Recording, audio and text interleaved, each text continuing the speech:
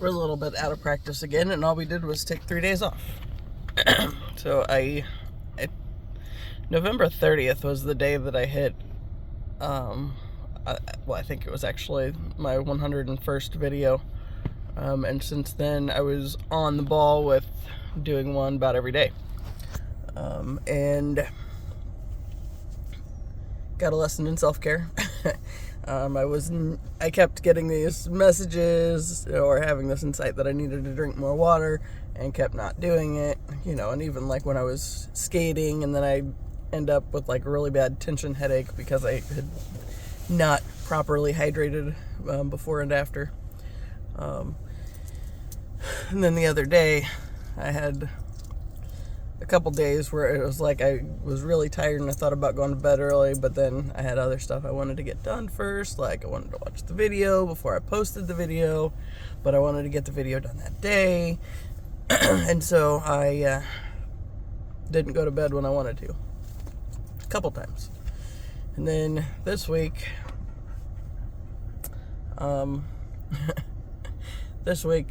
basically got dumped on my ass. And I don't know if it was the flu or what, but I got something, and mind you, it's been over a year since I've really been like really sick for any reason at all. Whereas like before then, that was when I started skating regularly, and that became a thing, and I was eating better and drinking a lot more water, kind of keeping my system flushed out that way. It's like before then I got sick a lot, and then after I started doing that, I didn't get sick hardly at all for like a year, and then this week just like dropped me, and for 3 days I didn't do makeup. 2 days in a row I just wore the same clothes because it's like I'm not doing nothing. Whatever. There's one day I had to take Gracie to school, but then came home and took a 3-hour nap, and then went and picked her up, and then came back home and went back to bed pretty quick after she left. So yeah. But yeah, I haven't felt that shitty in a while. Like I said, lesson in healthcare, or self-care. And yeah, I neglected it, and it kicked my ass. So yeah, today is the first day back to the video stuff, and I had like 38 seconds of one done, and then the dogs start barking up a storm because they saw people walking again. It's like, man, we're just like all sorts of out of off kilter or whatever. It was a hot mess. But yeah, it was kind of, I got a hair in my, kind of a useful time though, because it was not entirely uneventful, even though I didn't do a whole lot of, it didn't do much of anything. There was some family drama. So I don't even know where to start on it.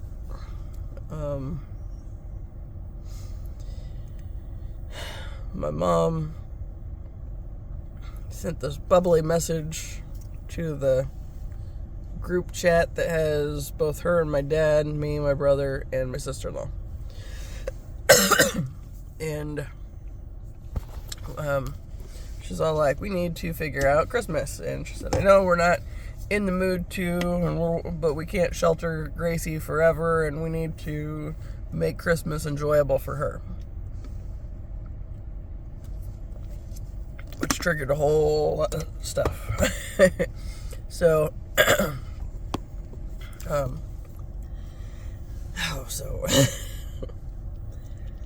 she sent that message, and I sent my brother a message, and the chat that's just us, it was like, uh-oh. Like I knew that they've been building up to saying some things to my mom, and kind of unloading some stuff they've been carrying around for a while. And that seemed like the prime opportunity, and it was. So, of course, like the first thing they said, or they reacted to, was, it was my sister-in-law kind of took the lead on it. She unloaded at the idea of sheltering Gracie, because it's definitely not what's been going on here lately. My mom's trying to drag her into the drama post my grandfather's funeral stuff, and the three of us are very resistant to allowing any of that to happen, because of course my brother and I were ass deep in the middle of it when all that shit came up with my great-grandfather and his death. And then I had a very unhealthy relationship with death for decades. Say no less than 30 years anyway. And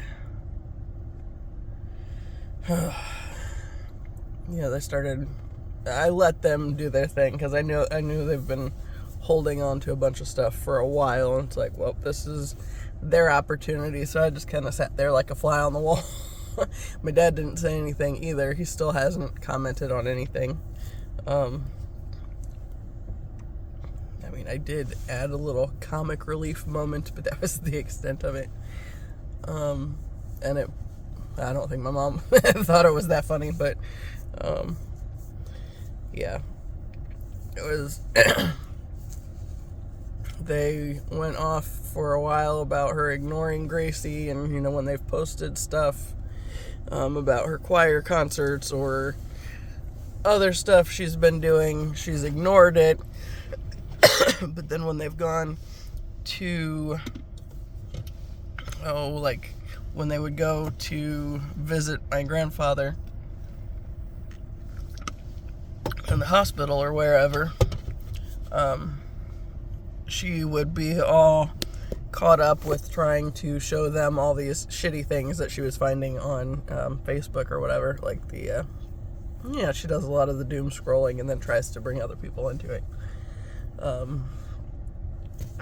Like the last time I was there to see my grandfather, when I pulled my mom aside and told her at some point it had to be okay for him to die, we're sitting in there, and of course my mom was there, I was there, my mom's youngest sister had just gotten there, and I'm not sure if the middle sister and her husband had come back at that point yet or not. And my grandma was there too. But I was sitting there, and she showed me a picture of a body positive celebrity, and was like, well, just because you can doesn't mean you should, kind of a thing. And it's like, it literally takes nothing for you to just see something you don't like and scroll past it. You could literally do that very easily. I said, but no, we choose to do the judgy thing. And of course, she pulled my grandma into it, and they were kind of making fun of this woman that they don't know or anything. It's like, that's some bullshit. Stop it. I made a comment about being judgy, and my aunt was just like, so... yeah, I'm the one that gets to throw those kind of points out that other people will agree with but not say themselves. So that's kind of my role here lately. But my brother and his wife were saying their piece, with my sister-in-law taking the lead on it, because she's been keeping track of all the stupid shit, like all the times that my mom would bring up the negative crap that they don't see to distract them when they went to visit my grandfather. But then she was kind of trying to take over their attention or whatever. It's like, yeah, no, we're not doing that. So I sat there and just kind of was reading what was happening, and then my brother and I were having our conversation in the other chat, and making notes, and I might say something that might stir another memory or point that he wanted to say. But it was kind of funny because I think that was actually the day he had an appointment with his therapist, and she asked him if he could say anything to our mom, what would it be? And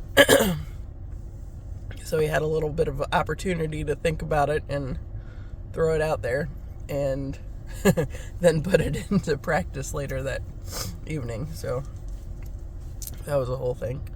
Oh my gosh. Obviously, I'm still not 100%. It's like, now that I'm talking, it feels like even more loosened up than it was when we were walking. So, yuck. Anyway, they got to say their piece on that end. And, they mentioned that they took Gracie to the grave after the funeral was over. They said before that asking an 8-year-old autistic child to give more than one 3-hour stretch of time to this funeral thing that's not fair to her, for one thing. She's not going to understand it. She doesn't have the the energy for it, really. My mom was angry that my brother had skipped the funeral because she just couldn't imagine that he would do that to his grandmother, kind of a thing. And, we watched, and it was exactly predictable for what was going to happen. Like, the first time Jen said, it's like, uh-oh, it's getting ready to become about her, Mom. And, at some point, she's going to pull Grandma into it and make him feel bad because he's letting his grandma down. And, of course, like, everything we were saying, she just, like, hit all those points right away. So, yeah. But anyway, Jen even sent pictures of my brother and their daughter at the gravesite. But Jen mentioned that they did go there, and my mom's like, and I was like, and there was a mound of dirt pristinely manicured. That was like the only thing I chimed in for the whole conversation. And I mean, okay, so my grandpa used to work at the cemetery, and he took great pride in keeping it looking really good. So, of course, like the people with the cemetery now, of course, people that he used to work with are on the board and all this stuff. So they made sure his looked, pristine. And, meanwhile, most of the graves that were there with dirt pushed back on them, it was like big clumps of dirt, and it was just like they just literally just shoved it back into the spot. And his looked like it was really smooth, and like somebody had taken the time to smooth it out and make it all nice and pretty, and there were like the corners had corners. It's like, not like full corners, but like on the top layer. And like the corners did have like a slant on them going down. So it's like somebody took great effort at making that pretty, because they liked my grandfather. And yeah. But the way it ended was my brother finally said, look, my group will not be at Christmas. That's all there is to it. End story. And,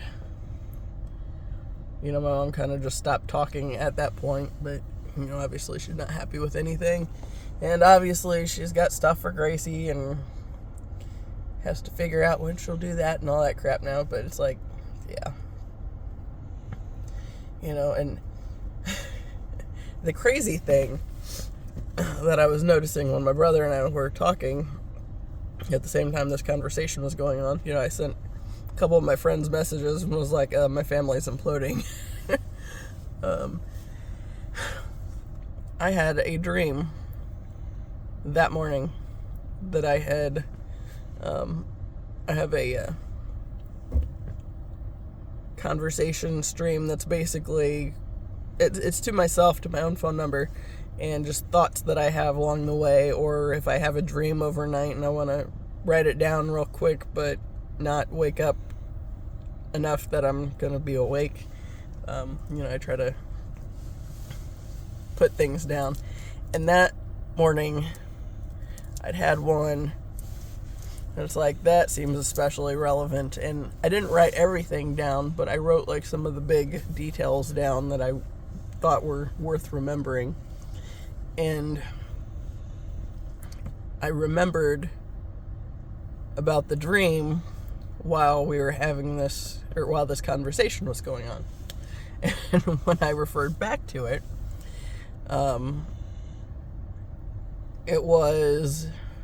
I said that there was a conversation with a pastor, and the pastor said that we were going to allow my mom whatever necessary time and space to grieve, and we were going to be available to her for that process, for whatever she needed. And that I responded with, we will not be catering, or we will not be feeding into her excessive, basically, no, we're not doing that. We're not going to feed in and let her have our energy for this thing that's been an ongoing thing literally all my life, right? So that was just not even something we would be considering. It's like, I took a screenshot of it and sent it to my brother, and I was like, hey, so I had this dream this morning. I was like, and these are the notes that I took for it. And he was like, and then what happened? It's like, I don't know, that's where it left. He's like, damn, dreams always leaving you in suspense. It's like, hey, I'm pretty impressed that it was like that on the spot relevant with what ended up happening later in the day. I feel like things are starting to show themselves as more deeply connected than, might otherwise have thought or anticipated on this whole journey. But it's just like the dream predicted it, and then in some form it happened. But, I mean, we didn't have a pastor involved or anything. But the one that I saw in the dream was the guy that had done the funeral service, and I have no attachment to him whatsoever. But, he was, I think, the pastor of my aunt's church. So, whatever.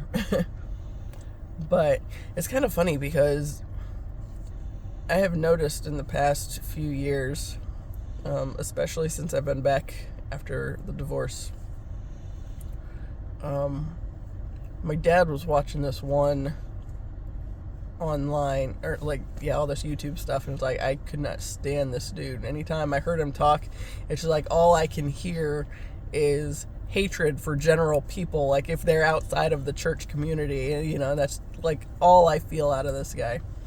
And he says the things that the church people want to hear, but at the same time, it's like all I feel is like that coercion and everything icky about the churches that I haven't liked in the past anyway, and that I talk about frequently on here. And that guy, especially, there were a couple times I walked in and my dad was watching something where he was literally talking about how terrible divorce is and it should be avoided at all costs, and it's like, that's bullshit, and it's gotten me to the point where if I walk in the room and my dad's listening to somebody like that, I'll start spouting off like, he's full of shit. And like, this is why that's ridiculous and wrong, and all that fun stuff. And he gets offended and will eventually shut it off out of anger because he doesn't want me with the commentary over the top of it. But it's like, I mean, you choose to put it on the TV. That I'm divorced, so what is the purpose of you showing this thing where divorce is so bad and so wrong and everything, other than to remind me that I did the thing I wasn't supposed to do? And it's like, yeah, not interested, thanks. You know, and that goes back to like the one day where I was in the kitchen making a baked potato. Of course, I cooked the potato and then I put like melted cheese and sloppy joe stuff on it over the top, and then cooked it longer with that on it. It was like a big potato and it hadn't cooked all the way. Anyway, the whole process took like 10 minutes or something, and I stayed in there the whole time. And I think that's a hawk up there soaring, but I can't, it's far enough, it might not be. But it looks lighter colored. Anyway, so I'm in there for like 10 minutes, and he has one thing on that was fine, and if he had left it on, I probably would have stayed and eaten in the kitchen. But it ends, so he goes straight into some church bullshit. My potato's done, so I start collecting my stuff, you know, get my napkins, my fork, and my drink, and all that fun stuff that I've been getting ready in the meantime, and pick it up and start going back to my office. And he says, well, if you want to eat in here, I'll put something else on. It's like, no, if you wanted me to eat in here, you would have started with putting something else on. You wouldn't have gone straight to the thing you knew I didn't want to hear before I sat down. It's like, so clearly you didn't want me in here, so clearly I don't want to be in here. And end story, right?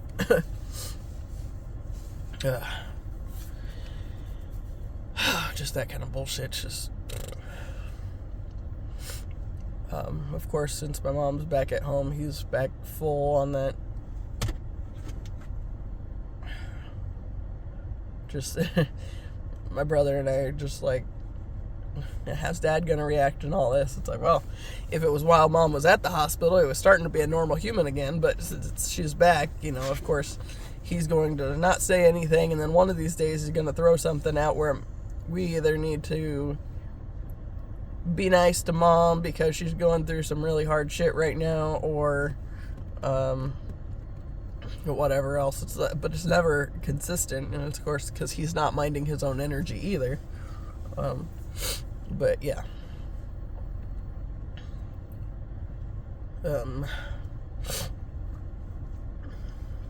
So gross, sorry. I found a couple boxes of my old Barbie stuff and Littlest Pet Shop and all that stuff, and I went through it, and it was gross because it's been in storage for a long time, and there were some mouse carcasses, a whole lot of mouse poop and all that stuff. So I've been soaking everything in bleach water and throwing out anything that's no good anymore, and just kind of going through stuff that way. It was like 2 boxes of stuff, so there's a lot of stuff. Most of it appears to be salvageable. The gem dolls that had some substantial moldy legs and all that fun stuff, they all bleached well. Of course, now Rio looks like he has a skin condition, but it's not mold, so that's helpful anyway. But yeah, like, I would, at this point, it's just like, you know, obviously the mice touched everything, so they, like, even the hair went in the water and the clothes and everything. It's like, if it's not worth saving, then I'll just pitch it. But the stuff that is at least worth saving, this will be helpful. But I've had one tub full of stuff, like bathtub, that also had like this camper van thing in it. You know, I mean, it's in pieces, so the truck part of it came out really well. However, the Corvette, I started looking at it, it's like, it's got a section where there's a bunch of stuff inside the car that should not have been inside the car because it doesn't have a trunk that opens up, and so it was probably like a mouse or something that pulled it in there. And I started looking through that, and then I realized I couldn't, like, separate it enough to get everything out of there and clean it up really good. So it's like, yeah, I'm just going to toss that one. The pink Corvette is no more, but oh well. There's still a lot of stuff that she's getting out of this that she'll enjoy. And luckily the Littlest Pet Shop stuff doesn't have the carcasses, and it was all closed together. So not that stuff is not somewhat damaged through just being shuffled around over the years, but it's a lot better than the other stuff where the mice were directly in. That's gross. A bunch of like these Grand Champion horses that weren't actually part of the Barbie stuff, but I put them with the Barbie stuff because, I mean, this Barbie, and Barbie has horses. So they were just ponies for that group because obviously they're too small for a Barbie to ride on or anything, but whatever. I think Gracie will enjoy the stuff that I'm finding, especially as I'm getting it put back together, and remembering how stuff does go together. With any luck, the grocery store conveyor belt will work enough. It's got a little spot where it's kind of snagged and could get ripped potentially, but I'm thinking might be able to put like some tape on there to keep it from doing that, and hopefully it's usable. Maybe not as easily as it was before, but we'll see. But yeah, I got another bathtub full of stuff. I think I combined the last two boxes. I was going to do them separately, and it's like, I would like to not have my shower cut off forever. And especially with all the family drama that's been going on, it's like, I need to have that ready in case I need to salt myself in the shower or something, because there's some heavy shit being tossed around now. And I'm thinking, of course, I've been invited to my brother's for Christmas, and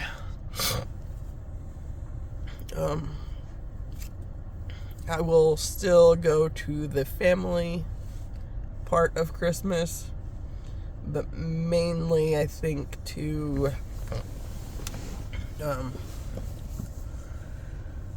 be available if things need to be said, I think, because I know, family history, I know confidently that at least my mom and my grandma are going to spend some time trash talking my brother and his family. And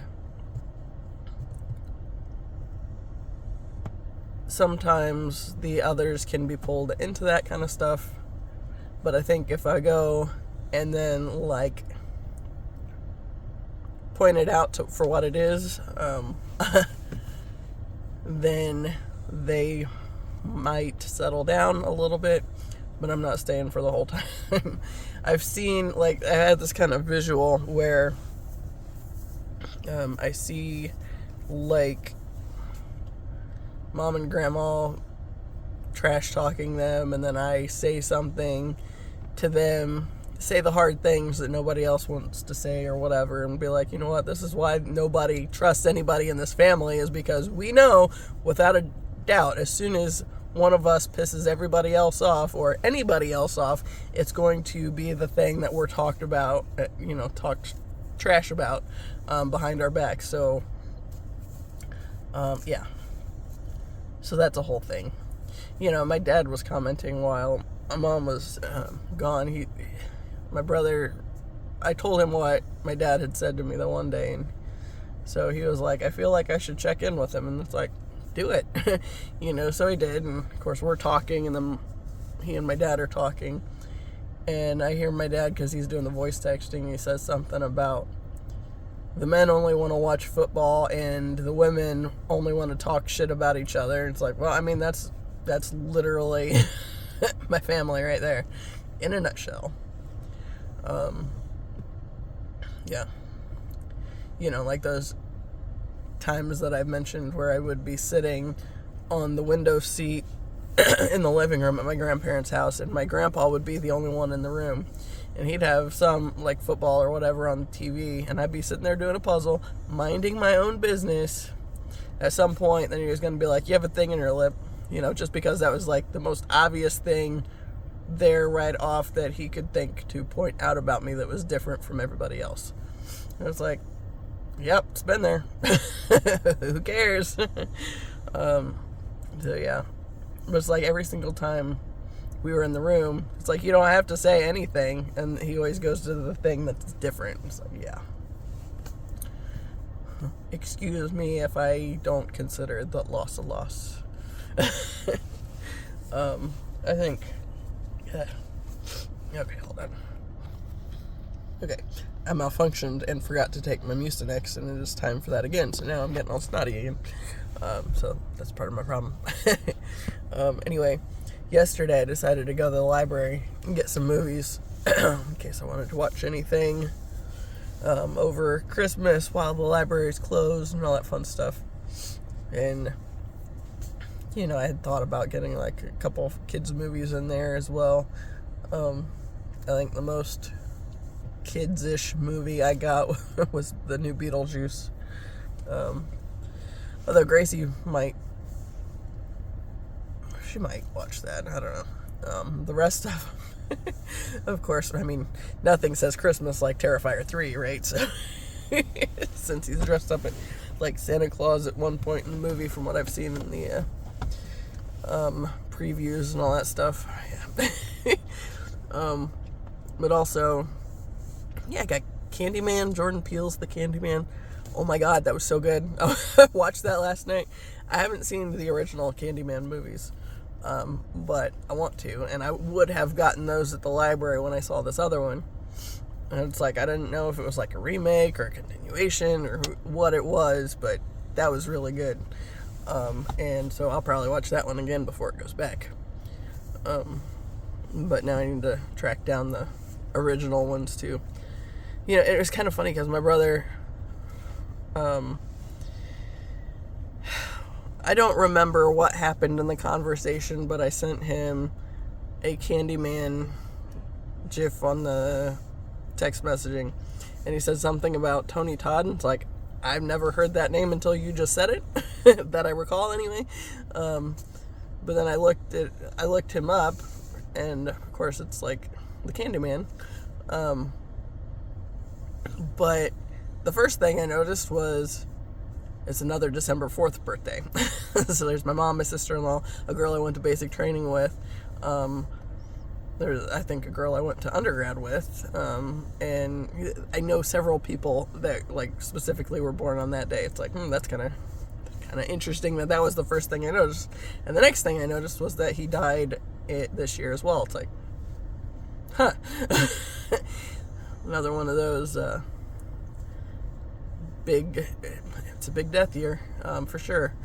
You know, I was trying to get a count of the people that I know of that have died this year. You know, like just in ones that I have known personally to some degree, there's been 9. And so that was the whole thing. And then, you know, even more animals on top of that. So yeah, big death year. But anyway, yeah. I was like, of course, those are the two things that I noticed immediately about his information. So, the other thing, I went to the library yesterday to get these movies, obviously. And my aunt's friend works there. And this lady, the only reason she knows anything about me is because I've gone in there with my aunt on at least like 4 or 5 occasions, and she's talked to my aunt. And, you know, they're Facebook friends, and I think they were friends in high school or something. And I don't know. But she got more in common with my aunt than with me. She's the one that a while back said that she doesn't normally like the vivid hair colors, but I really pull them off, and since I've been doing it since I was little, she wouldn't recognize me if I didn't have the vivids. It's like, I haven't been doing this since I was little. I've been doing this for like the past 4 or 5 years. Well, these kind of colors really, that didn't start until 2020. And actually, I think the one I started with was a color that was like this blue in the makeup, like an aqua-y blue kind of color. And then it was just kind of evolved from there. But yeah, that's 2020, you know, because that's a big year for a lot of things for me that have changed everything. But yeah, she's like, since I was doing it since I was little, it's like, no, I wasn't. You know, and honestly, the way the conversation was going, she was talking about her husband just absolutely hates those kind of colors and everything.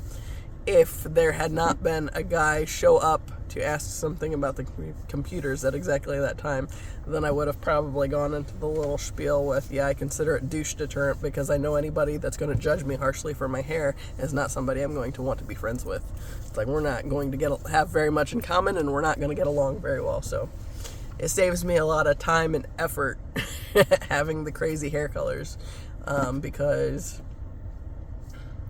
I know that there are a lot of people that avoid me because of them, and I'm okay with that. Perfectly okay with that. Rather than trying to conform and then having everybody want to just latch onto my energy just because, just because they can, kind of a thing. Anyway, she started, and I was walking over to the counter, and she was standing there, and it's like, oh boy, she's looking at me, and she's going to say something. And she starts in with, oh, I'm so sorry to hear about your grandfather, and I've been thinking a lot about you guys and praying for you, and I know it's not easy even when it's expected and all this stuff. I told my brother, I said, I went over to the checkout thing and was kind of hiding my face behind it because everything she was saying was just like glazed over. And I told my brother, I said it was kind of like internal shrug. Like, not the one. And I said, but it felt like saying, yeah, save it for somebody that isn't letting go very easily seemed a little overly passive aggressive, so I just kept my mouth shut. And he laughed, and it's like, yeah. And it's like everything she was saying, it's like, dude, I know you're trying to be nice, but I really don't care. You're sorry that my grandfather died. Well, I'm probably the one least sorry about it because he was dying for 33 years as far as I know, right? You know, every single thing was about his death. Most people aren't ready to hear that kind of thing. And it's like, I stopped mourning back in August. And the little bit that I did cry at the funeral was because I was trying to reconcile, I think, the point that everybody else had this different connection with him. And, you know, trying to navigate through that part of it, you know, and through the things that I received from him. And was I just completely wrong in how he was? And I don't think that was it. I think it was just, you know, he was able to bond more with my cousins because, you know, they were younger when he was around, you know, whereas he moved to Oklahoma when I was 6 weeks old and moved back when I was 8. You know, they all had those years with him. So they had a little bit better of a relationship with him on that end. But, you know, it's just like the pictures and everything, like the pictures that I saw where I was with him felt like I was standoffish with him. Like, I didn't trust his energy, and I just didn't want to be too close with him. Like, we didn't have that kind of close relationship. And yet, like, all my cousins, they're like, they have pictures where they're like holding onto his neck or, you know, giving him a hug or whatever. And it's like, you know, and that goes back to that point. The last time I went to visit him, my mom had been making a big deal about my brother and I needed to get over there and see him. And that was the day, like, everybody was there except for my one cousin and me and my brother and my brother's family. Everybody else was there during the day to say their goodbyes and all that stuff. And my mom made a big deal about we needed to be there. And she let us know that she was very disappointed that we weren't there. And it's like, meanwhile, we bumped into each other. My brother and his family were at this little, the metaphysical shop over there. And I told them I was going there too. And so we bumped into each other over there. And, so I was hanging out with Gracie, and my mom's trying to make us feel bad for not going over there and not prioritizing getting there to join this big mass group saying goodbye moment. It's just like, okay. It's like, yeah, we're doing other stuff right now. I think my brother and sister-in-law ended up going the next day. But I went that evening, but I didn't rush it. But my mom kept, trying to make us feel bad and trying to get us there. And I finally just said, at some point, it has to be okay for this man to die. And she kind of went quiet after that. And, yeah. So, when I got there that day, I confirmed the room number before I went that way, and I was already there and stopped off in the bathroom while I was waiting on my mom to respond. And of course, I was responding in the group chat still, because that was where that whole conversation had happened. And she made a big deal about, I'm glad you're coming, he needs a hug from you. It's like, I've never hugged that man in my life that I remember. So, why would I start now? And I didn't say that. I think I did say that to my brother. It's like, and he's commented a few times since then that just really felt weird to him, with he needed a hug from me. It's like, no, he does not. I've already said how I feel about my family touching me at all. It's like, that whole thing. I think my uncle might have picked up on the idea that touching me is not okay now, because that day that my grandfather did die, and then I did go over there and he patted me on the back. It's like, and it just felt like fingernails down my back, and not in a good way at all. And it's like I couldn't shake that feeling, and it was just kept doing the shrug and the get off of me kind of a thing. So I think he got the hint that day, because he didn't even try anytime at the funeral. But yeah, she made a big deal about he needs a hug from you, and I was just kind of like, no. And I walked into the room and was standing there. She kept trying to push me to do that then too. It's just like, no. She, even to the point where my grandma was laying down on the little pull-out couch they had there, and my mom was sitting in the chair on the other side of him. She comes around to the side of the bed that I'm on to move his table away so I could get in there to give him a hug. And it's like, no, I will not. And when she went back over and sat down, I moved the table back a little bit closer, and then I sat down at the chair that was between the bed and the door. It's like, no, I will not be doing this. And that goes, I'm confident that goes back to that whole energetic latching. And yeah, she was probably hoping that I would give my energy to this dying man so he might get another day or three. And it's just like, no, I will not be doing that. Stop it. Yeah. I mean, she didn't push it anymore in the time that I was there.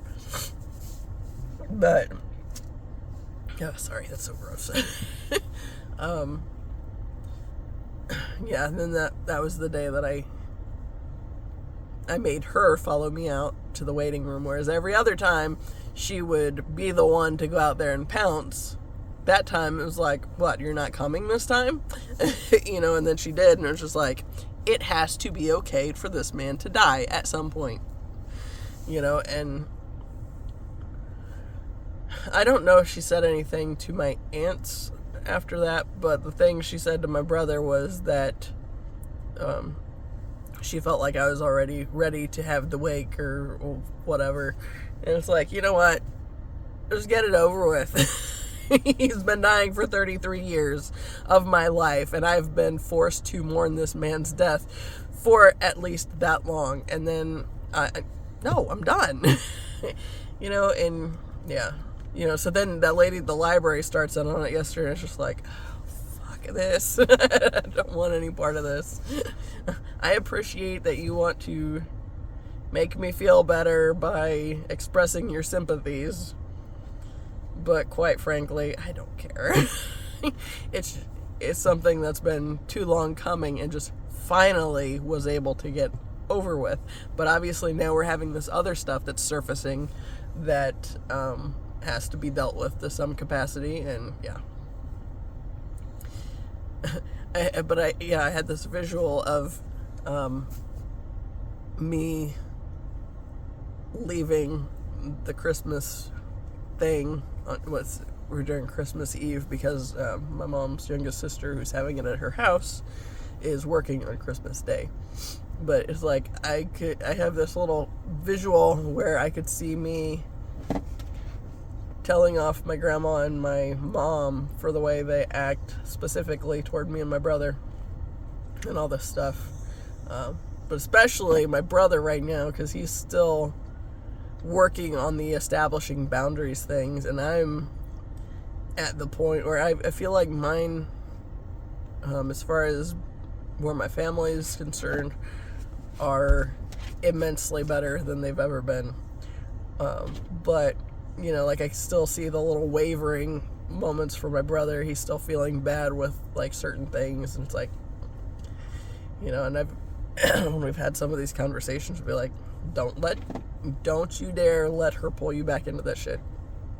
I told him the other day, it's like, I said, I started doing this whole YouTube thing, and for the first several months, I didn't say anything to you about my doing it, because if you knew what I was talking about, I felt pretty confident you would feel bad and, take it to my mom with, I'm doing this thing that could potentially ruin the family or whatever. And I said I wasn't willing to take any chances, whereas now he knows that I'm doing it. I still haven't showed him anything. But part of that is also Gracie's decided that her dream job is as a YouTuber, and of course if she finds out I'm doing this thing, she's going to really want to know what I'm doing and all that stuff. And of course my channel is not made for little kids, so in time she will be able to see it, but not now. And there too, don't need my mom finding out something from her about it either, because I'm pretty sure she and my dad would be able to piece it together enough to find me, and I'm confident that the universe has me protected on that for right now. But it's like my brother was asking me the other day if I put hashtags or anything on the videos. It's like, no. I said, because right now, I said, okay, the entire first year, I said, I was so anxious about this thing that I was doing, because it's bigger than anything I've ever tried to take on in my life. I've always been taught that you're not supposed to stand out. You're supposed to blend in with the people, do the things that make people happy and comfortable. You don't come out here talking trash about religion and politics and everything, and don't express the family shit you got going on, or anything else.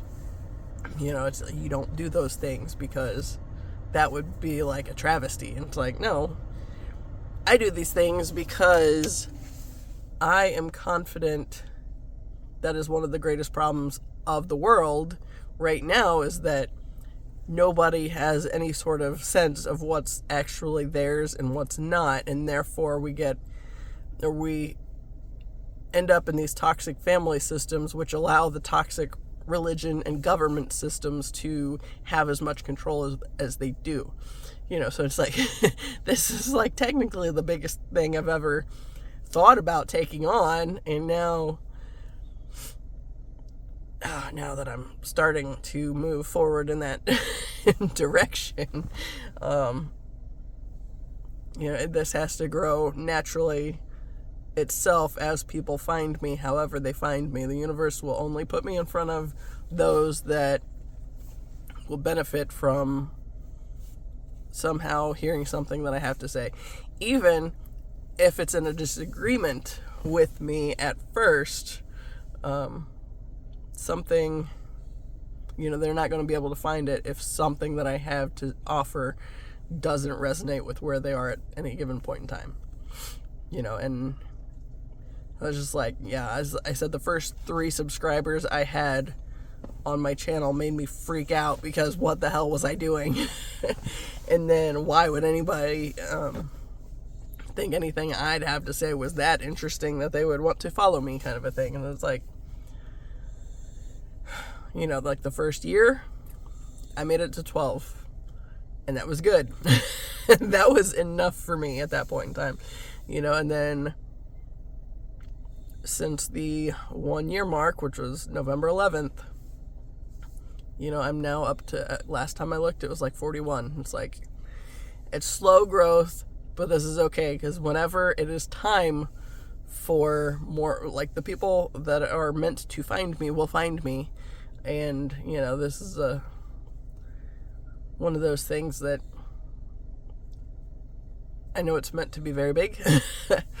But, also going with that, that point that that card that I keep pulling that says, too much too fast can be overwhelming. It's like, the universe is baby stepping me through this whole thing. And no, I'm not. Well, initially, I started the very first videos I did tag, like, Gem Goddess, what I've talked about her stuff, and Kino Tarot and those. And then there was a point where it's like I didn't tag anybody because that was making more people than I was comfortable with find me. It's like, oh no. Like the first 3 subscribers, like, it was literally, I was on the verge of a panic attack because I didn't know what I was doing, and it stressed me out. And now it's like, I may not know what I'm doing. The universe knows what I'm doing, and the big thing right now is, like, I don't know where what I'm going to talk about in these videos most of the time. Had some ideas. Like today, I knew roughly the stuff with my family, the implosion was something that I was going to touch on, and also the lady at the library. But it's like, as far as what actually is said and happens at any point in time, it's kind of play it as we go, kind of a thing. And like another thing, I was thinking yesterday, it's like, honestly, if I came across just a random vlog for somebody that I've never heard of, I would not be overly inclined to watch, and especially without a, some kind of key idea or something that grabs your attention at the very beginning and makes you want to sit there and watch what's being said or being talked about. But it's like, I haven't felt like that's the approach I'm supposed to be taking. At some point I'm sure it might get more interesting than starting with being sick. But I think it goes back to that whole energy thing, and as my energy is expanding more into who I am in my highest potential, that's more what the pull is, and that's where people will, I think that's where people find me. That's why I just use a random picture of me to start it off. I watch the video and try to connect with some big theme for what I'm going to call it, title-wise. And then aside from that, I don't know what's going to happen. It's kind of funny because, like, I do watch my videos before I post them up. There's only the one time I think that I haven't done that yet. But the biggest thing is to try to get the main point, the main theme, and have that be the title or whatever. And then it's just a picture of me. And I figure, that's good enough because that will connect enough with the people that are meant to find me in the meantime. And then one day, when I've done enough of these, it goes back to that point of what is built slower stands longer. And I mean, the whole thing, this is a process of me growing more into who I am meant to be as much as anything. And I mean, I frequently learn things when I'm watching my videos, I realize, oh, hey, I made this connection. This is how this train of thought got me there. What does that mean? And then be able to kind of backtrack and think about it a little differently from that point. And what does that mean? And why is that the case, kind of a thing. So it's like I'm always growing and even making different connections for my process than I would even have considered before. So I think that's a win. That's a big win for me. And like I've said before, like I feel like the target audience, like I don't really have a target audience at this point in time. It's like I think just people who want to heal, who know they're damaged and want to find a different way of existing in this broken world, so, and I say that because that's been my path, and hey, I'm not afraid to talk about all the stuff, everybody else thinks I should be ashamed of or keep to myself because that's scary or makes people uncomfortable. And if you're uncomfortable, you can go do your own thing, and leave my channel alone, and then at the end of the day, when the people who are meant to find me, then it'll do whatever it's meant to do. And I'm perfectly okay with that. It took me a little while to get comfortable with that idea. But, going back to that point of being divinely planted and everything you're going through is exactly relevant for what you're going through. It's like, that's dead on, like even just that encounter with the lady at the library, it's like, yeah. Yeah, I don't know. Anyway, pushing an hour.